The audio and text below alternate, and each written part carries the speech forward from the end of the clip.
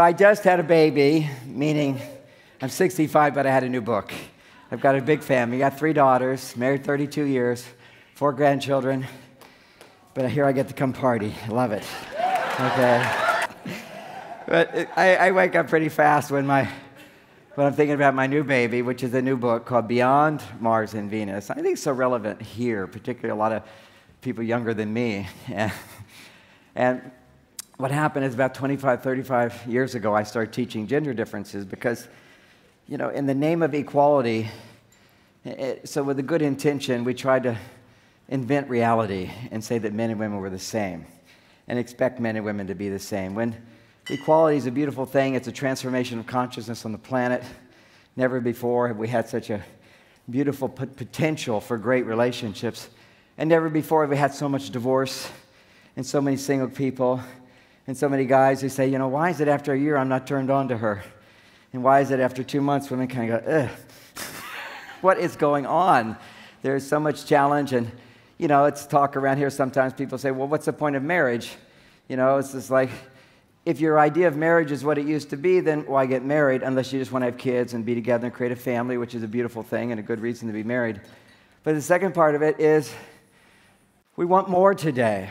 And wanting more, you have to sort of adjust your expectations of what's possible. And when you get to what's possible, you suddenly go, that's fantastic.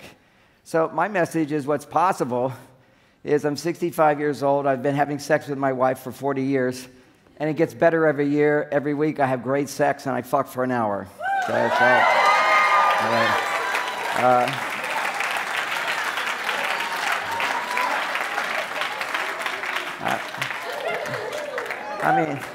somebody has to figure this out and show us how, if you want to stay with a person, because economically and peacefully and lovingly, if you stay with a person, can actually grow in love, it's amazing and it's so much easier if it gets easier. But relationships today are really hard because we're kind of lost in them. And I want to explain why we're so lost in them, what happens, why men lose attraction for women, why women lose attraction for men. And so my new book, Beyond Mars, Venus, says, okay, we have our basic principles I talked about in Men Are From Mars, which still stand true to a great extent. It was never everybody's like this and everybody's like that. They're generalizations. There's like a bell curve.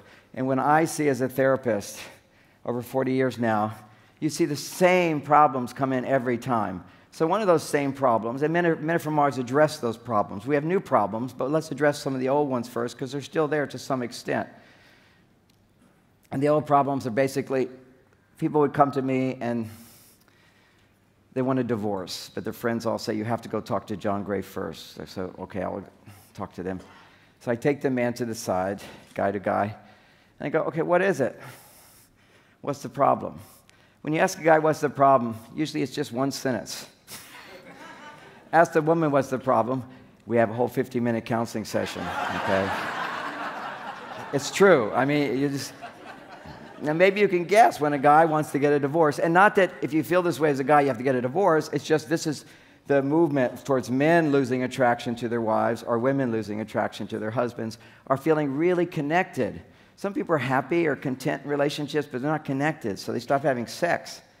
But, a little bit of my talk today, because I'm really into health and vitality and energy and, of course, sex. And it's sex that keeps you young and vital. Okay? And if you can have sex with a person who knows you, who's seen the best of you and the worst of you, and they still have orgasms with you, and the man worships you and adores you, that's the best. Doesn't get any better. It's something you can't experience. They've been married 15, 20, 30 years, and it just gets better and better and better. And a lot of people, they don't even know that's a possibility. It's like you haven't seen the Grand Canyon until you've seen the Grand Canyon. So I'm the Grand Canyon here. I'm telling you what I've learned. And, okay. So what does a man say when I say, okay, what's the deal here? Because, kind of like, is there a problem? Can we fix it? What's the deal? Most of the guys say, I love my wife, and my life. Well, not all guys love their lives, but I love my wife, but no matter what I do, it's not enough to make her happy. That's it. Men are so simple. If I come home, my wife is happy, I think I'm victorious. I just took her to Hamilton, 5th row, center seats. Just spectacular. Oh my God, it was great. But for me, what was even, it was my anniversary, 32 years of anniversary of marriage. But what's better is as a man, I'm sitting there with my wife and she's happy. She's enjoying it. Everybody's enjoying it. It's fantastic. But on an emotional level, even on a subconscious level in men, if she's happy, I wrote Hamilton. Thank you very much. Okay? That's my show. I bought the tickets. I brought her to the place. I wrote the damn play. You know, that's me, okay? Look at me up there, honey. Hamilton. Okay? Men always take credit for the happiness of the woman they love. Same thing with if we're into sports. Your team. I go see the Warriors. I'm from the Bay Area, San Francisco. Warriors are winning. Yeah, okay. If you measure just the way the cosmos is, this is a cool place. I'll mention this. So I brought my grandkids to see the Warriors. And Curry, who's our superstar, fantastic guy, he wasn't in the show. He was like sitting out on that one or whatever, and it was an easy win for them. And they won and all that. So Curry wasn't there, so I wanted to see Curry. So a week later, I'm sitting in Frank Hamilton, 2 rows back on the aisle is Curry. It was so fantastic. I wanted to see if he comes. I mean, that's synchronicity. You want it, it happens. It's just so amazing. But only when your heart is open. But the flip side of when your heart is open, you're following your path, the universe is serving you. It always is serving us. The universe is telling us through our heart, our God, however you want to say it, your soul, your wisdom, your higher self. If you're listening to your heart, but only time you should listen to yourself is if you're feeling love. Your heart is open, you connect. I'm not giving a religious talk today, I didn't think, but I remember one of my favorite passages from some movie I saw in Jesus. And it was when they got really mad at Jesus because he was healing on Sunday, on Sabbath. That's like against the rules. You get crucified for that. So they said,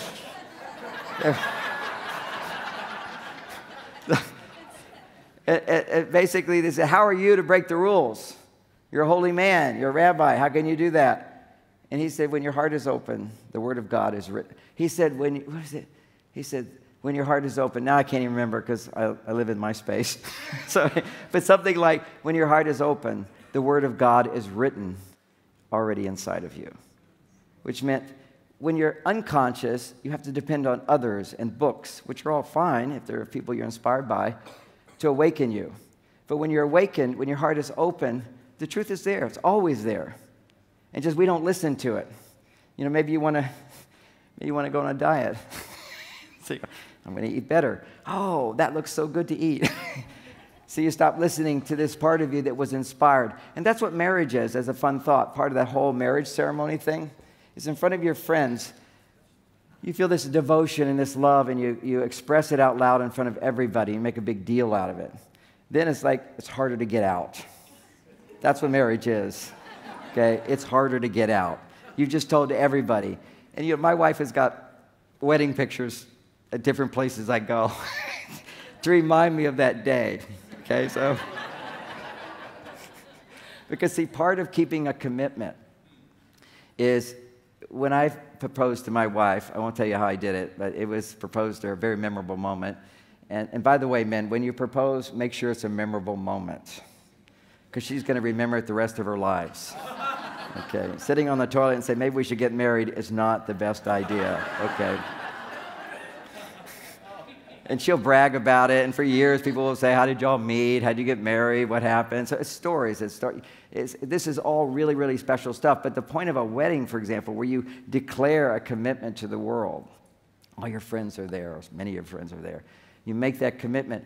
It's so that when you follow that commitment 20 years later, 30 years later, you're listening to the same voice you were connected to on that day.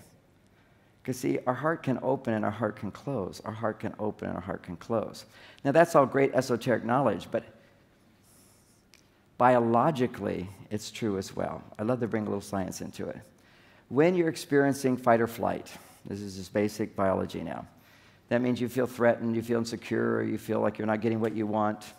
You feel any kind of emotional distress, anytime. Or you don't feel basically happy, loving, confident, trusting, any of those good feelings. When you're not in your natural state, which is positive, to a great extent, to various degrees, your brain is making adrenaline or cortisol. Now, when your body makes, these are stress hormones. So when these stress hormones kick in, when adrenaline kicks in, basically blood flow stops to the prefrontal cortex of the brain and goes pretty much to the emotional part of the brain, the limbic system of the brain. Now, biologists will do the DNA of 99% of your brain or 95% of your brain, something like that. It's all monkey. There's no difference between this part of my brain and a monkey.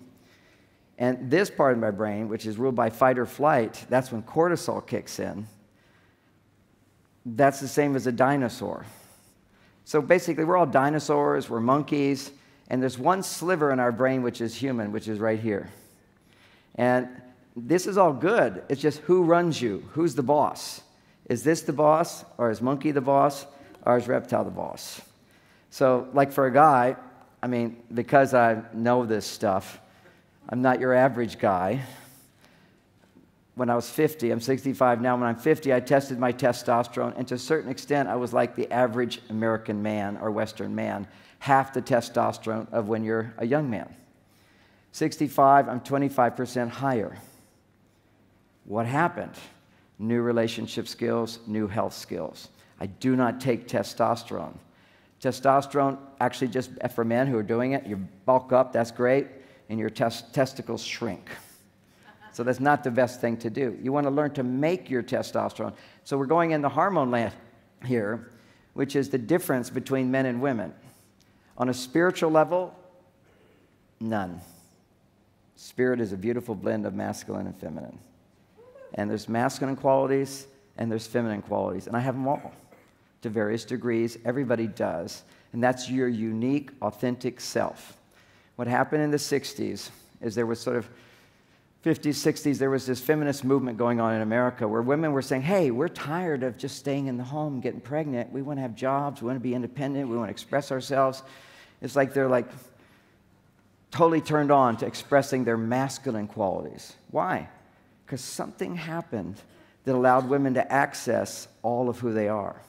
And so if you're a woman and your conditioning has repressed you from expressing your masculine side for all of history, thousands and thousands of years, women had a role, which is nurturing, safe, taking care of children. I'm down in the Amazon. I fly in a private plane, land on a dirt landing strip, go in a canoe for 2 hours, walk through the jungle for 5 hours, which, by the way, I'll never forget that moment, because around 4.5 hours, I'm with my wife, and she says, I can't go on any further. And everybody in our little group was like, I can't do it. I can't do it. And I pulled out my little bag of white powder.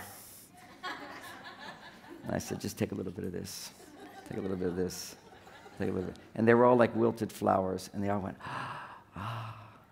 The reason I remember that is I was a hero. Every man wants to be a hero. Why? Biologically, when you're a hero, your testosterone doubles. And for men, in order to feel good, to feel alive, to feel energetic, to feel motivated, the difference between men and women, even though women can do everything a man can do, because you access your spirit now, all of who you are, you go to your male side. On your male side, still, a man's testosterone level needs to be 10 to 30 times higher than yours. This is biology. If your testosterone shoots way up, guess what happens? Your estrogen goes way down. Your progesterone goes way down. So now you're like looking to doctors for hormone support. You're getting PMS. You're getting bloating. Your painful periods. Your breasts are sore. All that crazy stuff that women go through secretly. And of course, along with it, you want to kill him. You hate him. All that stuff. Or you hate yourself. Your body's never good enough. All this is stress hormones. Because when you're experiencing stress hormones, blood flow stops to this part of the brain. And you go right into the conditioning of childhood, which is the middle part of the brain. And if you're in full fight or flight, you go into conditioning of thousands of years ago. Instincts. Instincts just go into play. You have no control over yourself. I mean, it's not an excuse for bad behavior, but it's explanation why people do the stupidest things. I love the video. It's not about the nail. Let's just take an example of our stupidity quite often. So my wife's upset. She's complaining about, I can't remember. I'm having such a good time, but she's a great complainer. And But you see, I'm such a great husband, she has to work really hard to find things to complain about. I'm sorry, that's what it is, okay? And so, and why? Why do women need to complain? That's what you learn. She's talking about the nail. Her priority is, I need you to hear me first. Women certainly can figure it out. I need to pull the nail out. They don't need him to tell her. You see, to get that? She knows I got to pull the nail out. But before you pull the nail out, that's called solving the problem. Women need to talk about it. Why? Why? A man goes, why? What's the point? What do you want me to do about this? You want me to do nothing? This poor guy's like, what am I doing? I don't know what I'm doing. It's like, that's so hard. Every cell in his body says, pull the damn nail out. What is going on here? But what he doesn't understand is she has a different biology. All of our well-being is psychological and physical. They go right hand in hand. Biologically, if I'm depressed as a man, if I'm anxious as a man, if I'm bored as a man, if I'm angry as a man, if I'm mean as a man, if I'm violent as a man, always, or if I have cancer, I'm a man, or I have prostate cancer, I can't pee anymore, all that stuff, test a man's hormones. Testosterone has dropped. See, everybody misunderstood testosterone for the longest time. And then the wonderful researchers at Stanford corrected everything, which is men's aggression, which is seen as a problem in the world, was associated with high testosterone. No, it's high estrogen. That's it. What happens as a man, see, I'm standing in front of you, although I'm having fun. This is all easy for me. I'm doing it in my sleep. Usually I could say I can do it in my sleep. Now I am doing it in my sleep, so.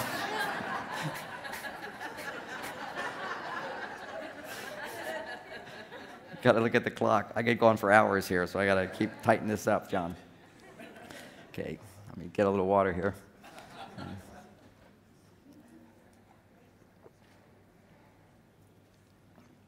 Wow, I'm really on my estrogen side. That meant, you see, my female side will always go for the glass of water. My male side won't even see the glass. It will grab the bottle.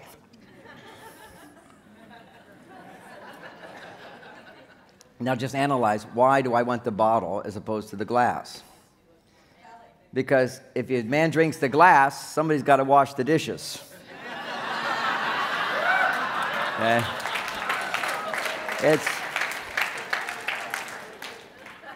Testosterone activates a certain gene, and that's called the efficiency gene. The efficiency gene means there could be many ways to do something. What's the easiest, fastest way to do it? Straight line. It's like in my town, I have routes where I live. My wife knows the whole city because she's like, this route's boring. I'm going to do another route. Okay?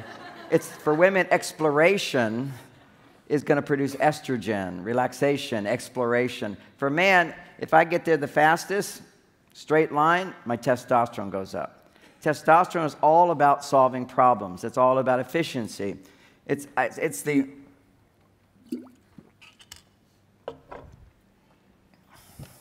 gold mine for men. And female hormones are the gold mine for women, which is estrogen. And it's not so simple. Women are highly complex. I know women, you think we're complex because you can't understand us because we're so different. They're always going, what's he thinking? What's he thinking? He's thinking nothing.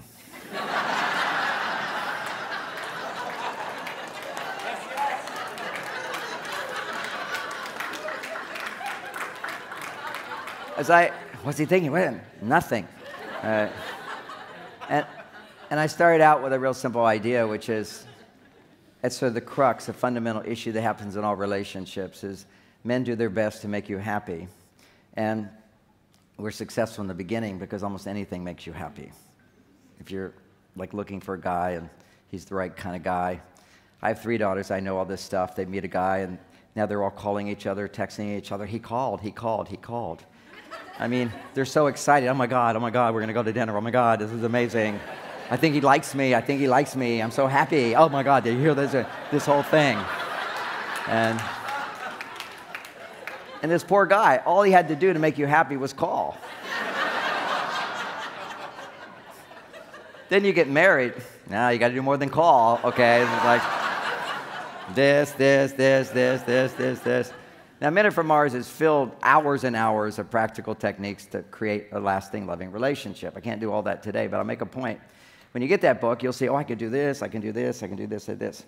I caution men, because you'll read it and you go, wow, now I understand women, this is amazing. I can get laid as much as I want. Okay, so men are motivated by certain things. So you got all these things, and so a man is like really inspired, encouraged. So let's say there's 50 things. I'm just going to give you 3 today. That's about it. That's all you need as the first few steps to move forward towards that. They're real basics. But if there's 50 things and I'm so in love and I'm so inspired, I'm going to go home and do all 50. She's going to be so happy. And then about 2 weeks later, she will invent 51 and 52. Women always want more. See, you just got to get used to this, guys. Women always want more. Now, does anybody judge a woman or a man who's in the business world who wants more success? No, more money, more success, more recognition.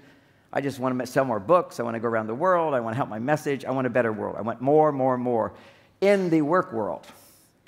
Well, in our relationships, it's only natural for us to want more there. And so we need to create a space for women to want more. Because often men are like, if you love me, then you got to be just like you were when we got married, happy with me just the way I am. The difference between men and women when they get married. Men go, please, stay just like you are now. And women go, oh, now that we're married, I can change him. I will improve him. Men have the fix-it gene. It's testosterone. Got to fix it. Anytime there's a problem and I have an answer, testosterone goes up. That's why now all my sleepiness is gone, because if I have an answer, I got my job, I know what I can do, I can help people, get a nice response, boom, testosterone's up. I could have the flu and I wouldn't feel it now when testosterone doubles. Just shoots up. Now let's say I didn't have confidence and I wasn't that experienced, then I would have fear. What is actually happening in my body if I was to fear a little nervousness, a little anxiety, a little stress? Biologically, there's a hormone being produced called aromatase. Aromatase turns my testosterone, which is rising to meet the challenge, but if I don't have confidence because I don't know what to do, I don't have the training to do it, then for a man, his testosterone converts into estrogen. And estrogen floods his brain with emotion, and he feels fear, he feels anxiety, or he gets angry, or he gets depressed. Men do not experience depression, anxiety, lack of aliveness if their testosterone is a really good, healthy level. Now, then men say, should I get my testosterone tested? I mean, what's the story there? Simple test. Wake up in the morning. Is it north or south?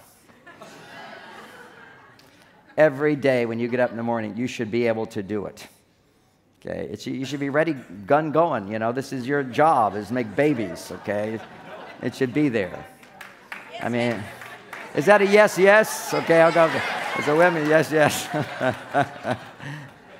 and this is how it used to be. Men's testosterone levels are just plummeting. And the bad news, it just gets worse at 35. Now they're calling that normal and natural. Nonsense. Go to indigenous cultures every day. Boom, he's ready to go. But doesn't mean you have sex every time. It just means you're ready to go. Now, if you're a monkey, you go and do it. But if you're a human, you take that energy and you use it in all kinds of ways. And then sometimes you'd use it for sex. But you don't just use it all just for sex. Otherwise, you're a teenager, 13 years old, discovering I can masturbate. That's it. You want to take that energy and move it into different places. That's where, I write a book, for example. I mean, I share my stories. When I write a book, I've written 26 books. It takes me about a month to write a book. It's about 12 to 15 hours a day of typing. Okay, so it's a machine like that. And during that time, I'm naturally celibate because all of my energy is going into the book. And then when the book's over, man, do I want to have sex. And of course, my wife goes, not yet. I need a date. I need to get reacquainted.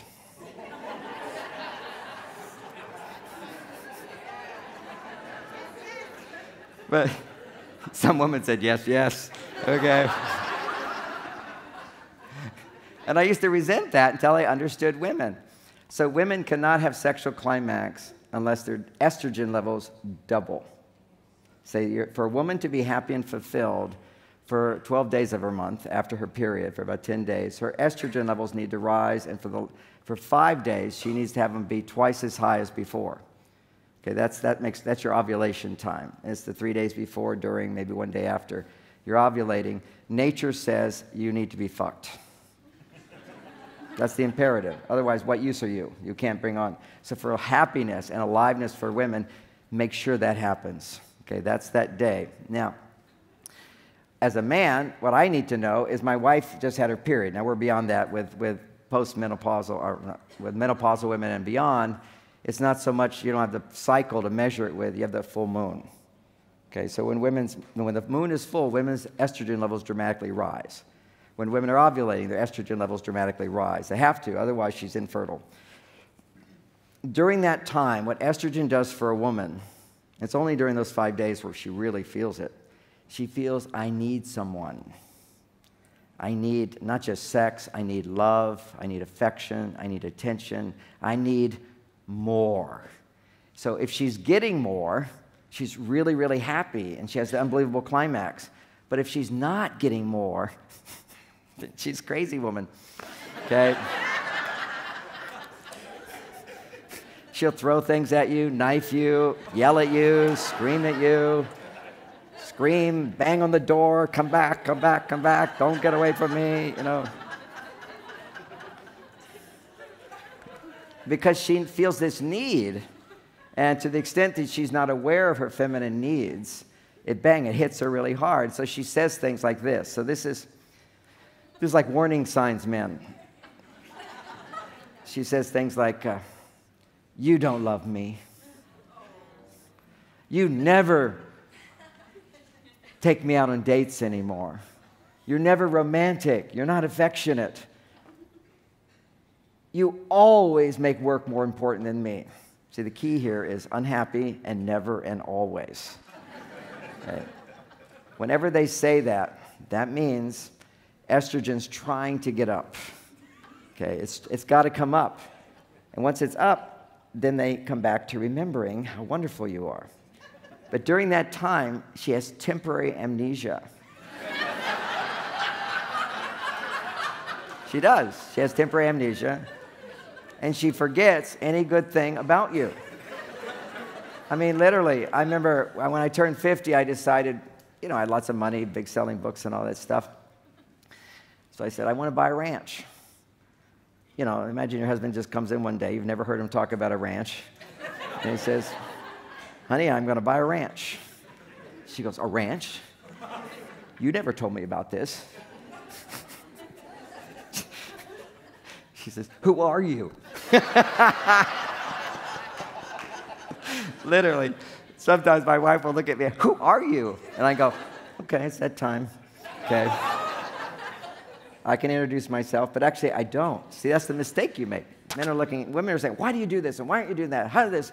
And men like explain to you, you're misunderstanding. It's not that way. You shouldn't be upset. She says, we never go out anymore. Honey, last Wednesday we saw Hamilton. Have you forgotten already? Says, oh, have I forgotten already? Okay. See, a lot of this stuff was figured out a long time ago. My later stuff has not ever been figured out because it was never needed.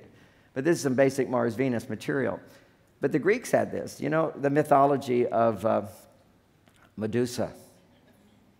Right? Medusa was the witch, to politely say. She's the bitch, okay? So that's Medusa. So she's the witch of when femininity doesn't feel loved and supported, the witch comes out. And she has snakes that come out of her head.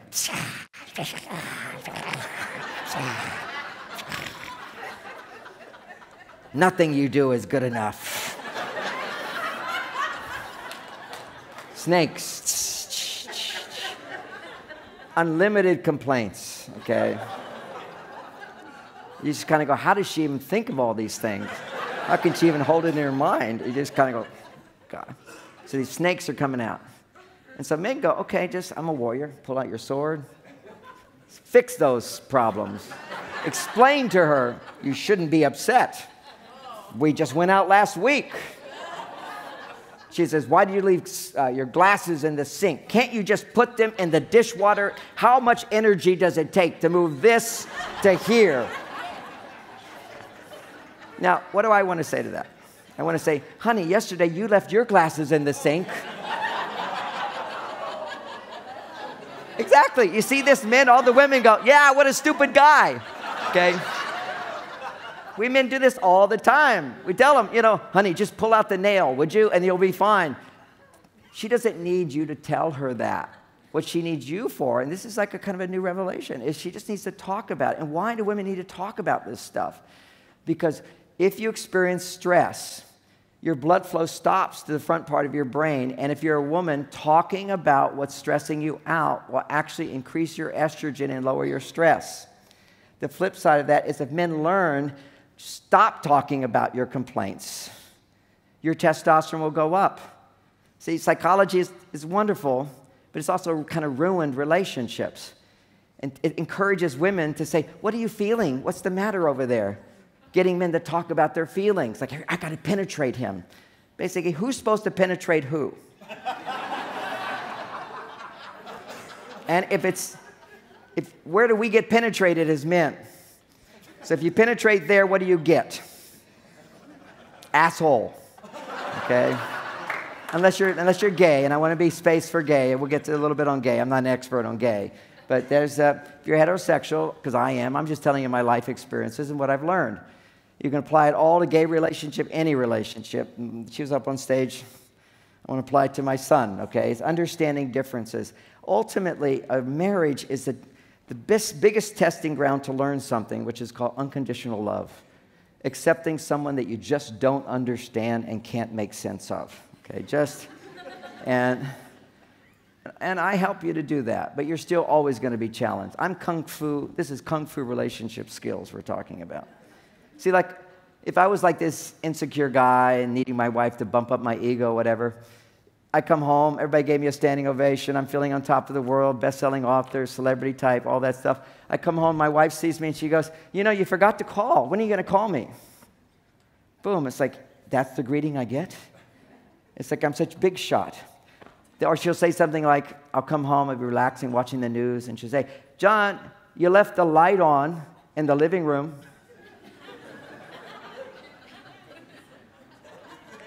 What are you supposed to say if you're a man? And she'd be upset about little things. See, in her mind, she thinks, I'm only upset about little stuff. That means you're like a great guy because I'm only upset about little stuff. But that's not how men, if they don't understand women, they misinterpret it. They think that if I really do a bad job, if I'm doing a bad job as a husband, then you have a right to be upset with me about these little things. Look, you don't do this, you don't do this, you don't do this.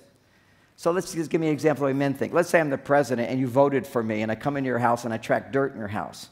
But you love me so much, I'm the president you voted for. And he tracks dirt in your house. Did you say anything? No, let me pick up your dirt. Happy to do that, no problem. Just like you were when he first married you. Pick up after you. See, women, when they get married to a guy, they go, oh, good, he's a messy. I can clean up after him. Look at how I can give my love to him. Then later, it's like, well, what's he doing for me?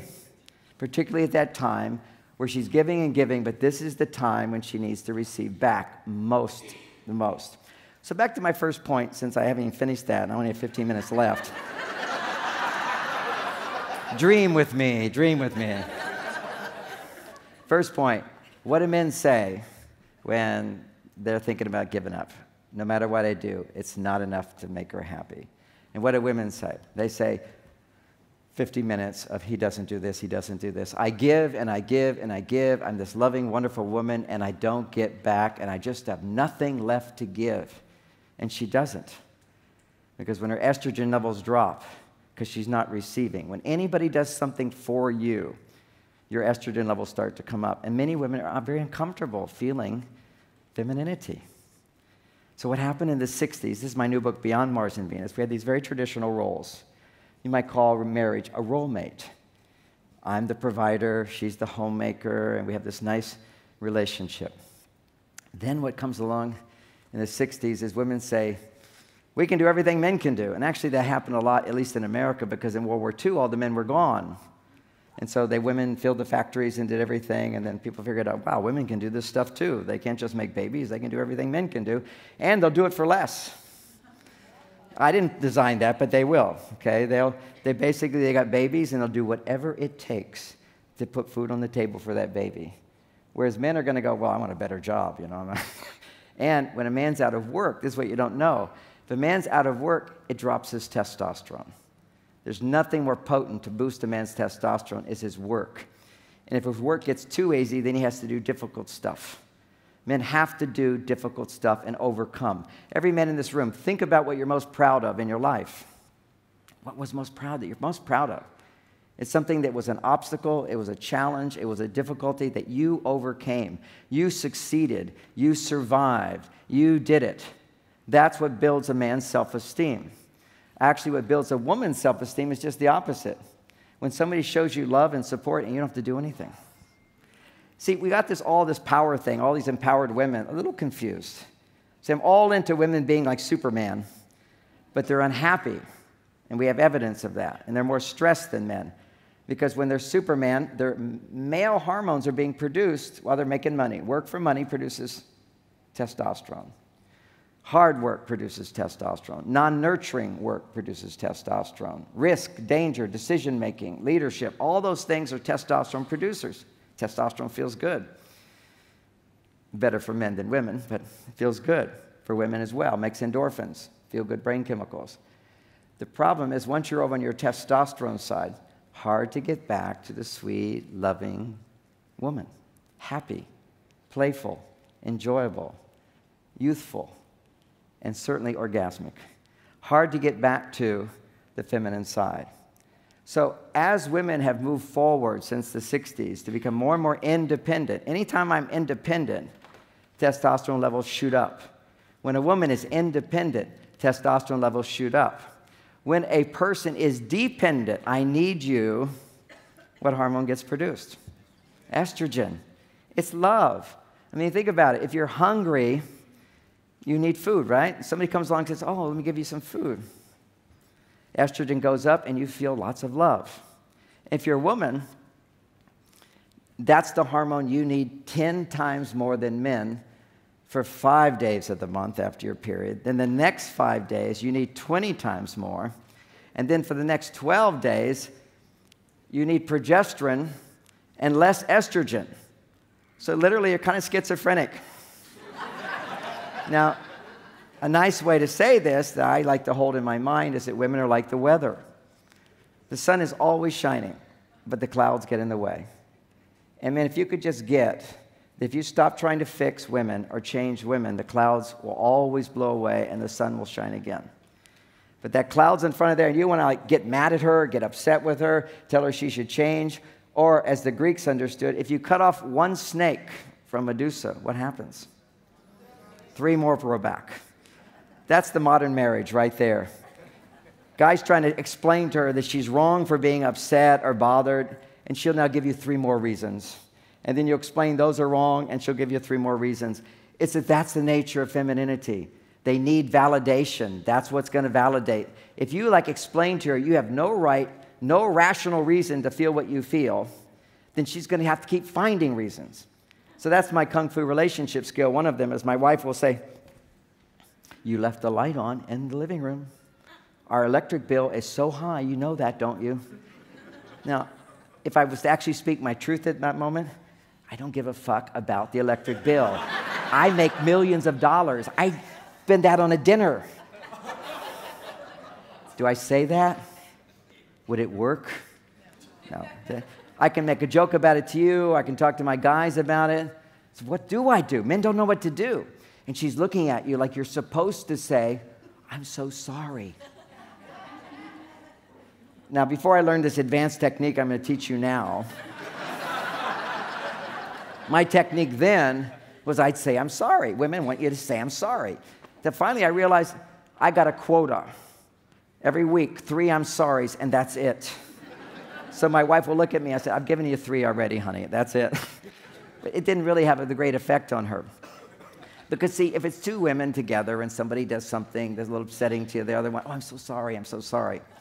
But what happens when you're a testosterone guy is whenever you get a stressful message, whenever you're in a situation that's challenging, and by the way, women, anytime you even think about wanting a man to change, it's like, what, me change? But I'm the guy that just called you and you were happy. So we get a little defensive. And as soon as men get defensive, that means threat. Then your testosterone goes up. You become more masculine. Now, what are the qualities of just pure masculinity? Independence. So you step back. You want space. You detach. You become less emotional. And this is actually measurable in the brain, is that when men experience moderate stress, estrogen levels drop and blood flow for men goes to the back part. Higher stress, blood flow goes back here. And moderate stress, it goes here. And at that time, what occurs is he experiences a detachment. Whereas for women, they experience under moderate stress 8 times increased blood flow to the emotional part of the brain. That's the limbic system. Suddenly they become aware of everything they're not getting. And that's why you feel overwhelmed. See, when you're in moderate stress, women are like, I haven't done this, I haven't done this, I still have to write cards, somebody told me this, I haven't told this person this. My wife will, I remember when I first realized this, I was doing a tour in Australia. We were talking on the radio about men and women. And some guy calls up and he says, yeah, my girlfriend, I can't do an accent. My girlfriend is I thought she's like crazy. I said, well, tell me about it. And he says, so we're going to go into the bedroom to have sex. And like, I'm all excited. She's excited. We're kissing, we're touching. Now we're going into the bedroom to have sex. And she says, hold on. And she sees a glass. I have to clean it. Okay. Now, who has to clean a glass when you could have sex? A woman. She sees it all. It's all there. It's not like everything's flowing down south. And it's like, me. She's still up here in the head. Like, where we had to slow down here, buddy. Slow down. Okay, so anyway, back to 8 minutes left. Okay, so maybe I can make one point. So how did they slay Medusa? How do you slay Medusa? If you cut off a snake, you just get more snakes. So it doesn't work, men, to argue with women. But you don't have what else. You don't know what else to do. We've never seen what else to do. The only thing we've ever seen is an argument, if we were lucky, is our fathers didn't like yell and scream at our mothers. Unfortunately, mine didn't. But what he would do if there was tension, he'd just walk outside. So I remember my first relationship, there'd be tension. I would get upset, and I would just like I knew exactly what to do. Fuck this shit. I'm going for the door. And I go out the door. I'm so confident. I know just where I'm going and what I'm going to do. And then I pause and go, I have no idea what to do now. I never saw what my father did when he went out the door because he was gone. So we have no training.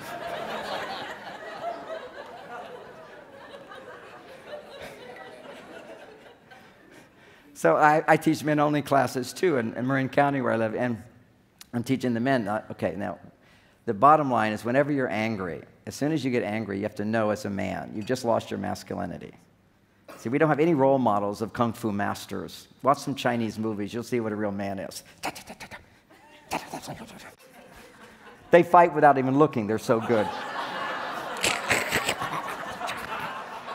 They never crack. They're always cool, calm, and collected. That's pure testosterone. Confidence.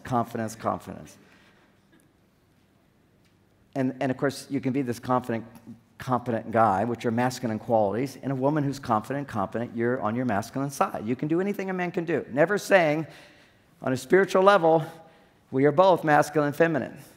But our happiness is dependent on expressing all of who we are in a way where we can be loved. But in our body, you have this human body, and if you have a woman's body, you have to honor your feminine hormones. If you're a man, you have to honor your masculine hormones. So love is what keeps us going. But love, it's like love is such an expansive word. So think of love like ice cream. Who likes ice cream? Okay, most people love ice cream. At least in America, they're addicted to it. But there's different flavors of ice cream. So what are the flavors of love? So there's certain types of love that will actually increase testosterone in a man or woman. There's certain types of love that will increase estrogen or progesterone or oxytocin. These are female hormones. So let's try to identify those forms of love so that if I see my wife is stressed out, I know she's too far on her male side, I can bring her back to her female side, and then she'll be happy. How do I do that? I know the kinds of love that she needs. What are they? Caring, understanding, and respecting. That will always produce estrogen. Caring, this is simplifying it, but you need little categories. Caring, understanding, and respect. Now, what is respect? Respect means that I don't get to do everything I want when I want it, but I honor her, and that's what's called a romantic date. A romantic date is for her, men, not you. See, if it was just all men, we would not have Valentine's Day. That's her day. We would just have Super Bowl Sunday and drink beer and go to sleep, okay? That would be it. Valentine's Day is just acknowledging there's a day where you experience the tremendous happiness because she's happy. And how is she happy? You find out what she wants, what she needs, and then you deliver it. I can't be her delivery man all the time, okay? I'm across the world right now. But she doesn't need it all the time. She's an independent, self-sufficient woman capable of finding her happiness. However, if she wanted to be happier, which is that orgasmic and fulfilled in life, she's got me, moi. And boy, do I take credit for it. Okay. That's the glow for a man. It's like, look what I did. Who can I tell? The point is, men get upset because women are not happy. If you just accept it, there'll never be a time where women will be happy all the time. It's like my business. There's never a time where there's another problem for me to solve. Life is about problems, and men, we're designed to solve them and fix them. Our biggest problem is to think there shouldn't be any problems, that she should like always love everything and be happy to see you all the time, okay? It's not the weather. Women are the weather. And men are from Mars. I talk about women are like on a wave. You know, life is particles and wave, yin and yang, opposites. When you have the wave, it means when the wave's going up, you can do no wrong. She's happy, she's like cool, everything's fine in the relationship. She hits a peak. Maybe you just had great sex, boom, the next day, crash. The wave comes down. It has to come down. And of course, when it's coming down, and guy goes back, back, back.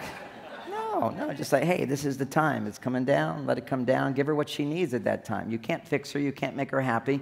You can create safety for her. Beyond Mars and Venus is, in my generation growing up, it was more acceptable that men were like this, women were that. That was roles. Men had roles. And that started changing in the 60s. Not because women discovered that men were assholes. That's pretty much a lot of what some feminists think. We'll call them Nazi feminists. Okay? They think that we can be equal. We're down here and men are up here. The way we're going to be equal is to put them down and we go on top. That's not the way to do it. And that's not actually the way this beautiful movement of equality has occurred. I attribute it not to hating men, but the empowerment of women, the freedom of women to express all of who they are. To not just be this vulnerable, sensitive, loving, happy, nurturing being. She wants to also be independent and be able to handle big decisions and be leaders and government people and make money and have career and work 80 hours a week and come home and be unhappy. But my answer is you can do all of that, but if you have a personal life that stimulates your estrogen at the right time, your progesterone at the right time, then you balance your testosterone. You come back to your feminine. So women used to need men as providers. But as soon as when you can provide for yourself, what do we need it? What's my job? And literally, men are out of work in terms of women. Why would you even need a man? Many women go, I don't need a man. You know, I can take care of myself. Just take him on that. When I'm ovulating, I'll find one at the bar. Okay, whatever, which you can. But why do you need a man? You need a man because he can help you come back to your feminine side. That's the most important thing for women today. And that's our job as men, is no longer just to provide material support, but to provide a kind of emotional support that men have never learned how to give. And the kind of emotional support that we need to provide, if I can give one of those kinds, caring, understanding, respect. When you respect somebody, if they're angry at you, you listen. You don't argue with them. You don't have to agree with them, but you hear them out. You don't try to change them. And if you get defensive and you're a man, you start to feel angry. Just know, whenever you feel angry, Your testosterone is converting into estrogen. You're becoming a big baby. Yeah. Estrogen, and you're throwing a tantrum. You're a total turnoff to her. And this is the moment when you can be the biggest turn on. There's nothing more exciting to a woman than a woman going crazy and a man's there for her. Maybe you've never had it, but it's an amazing thing where she knows no judgment will ever come, no criticism will come. And a guy goes, well, I'm supposed to just let her do that? And she's not doing anything to you. You let her do that to you by getting all argumentative. Because when you get upset, if you get to the point where you're angry and you speak, biologically, if you speak when you're angry, your estrogen goes up. That's why she's speaking if she feels safe enough to speak. Most women don't even know they have it inside because they're not safe. But if she expresses her feelings, estrogen goes up. If he is upset and expresses his feelings, I mean talking, while he's upset, his estrogen will go up. Does that help him lower his stress? Does that help him to bring the blood flow back to the front part of the brain where your heart opens and you can be this wonderful person? No. So what should a man do when he's angry? Don't speak. Don't speak. Say nothing. And then if you're angry and she speaks more, then you start getting angrier. Now, if you say what you're feeling, you'll get way estrogen. But there's a certain point where I'm having a conversation, I feel I'm being criticized or trying to be changed in some way. I always give her three questions before I walk away. The first is, help me understand that better. Because now I'm in charge again. I'm back in control of myself. I got something to do. You kind of go, what do I do? That poor guy with the nail, he's like, that must be really hard. You know, he's trying to find some sympathetic thing. When you think, why the fuck don't you pull the nail out? Why? See, the man detaches. He doesn't have all these feelings. That's like when my wife looks at me and she says, you left the light on again. And she looks at me. She's looking for something. What's she looking for? She wants me to say what another girlfriend would say. Oh, I'm so sorry. But I'm not sorry. That's why I left the light on. It's not important to me. It should be. We're environmental. You should be more concerned. And then I could get an argument. I could say, yeah, but we use only green energy at our house. It doesn't matter. It's coming from the sun. We have to all learn to conserve. Women always love to improve their men. And I'm like, one step at a time. That's it. Next step, little change. Remember, men, you run to be perfect, then you've got a whole new standard. You do 50 things, now it's going to be 51, 52. They always want more. So what's wrong with that? Nothing wrong with that. But men don't trust that they're going to be happy with you unless you do more. Do your best. Your best is good enough.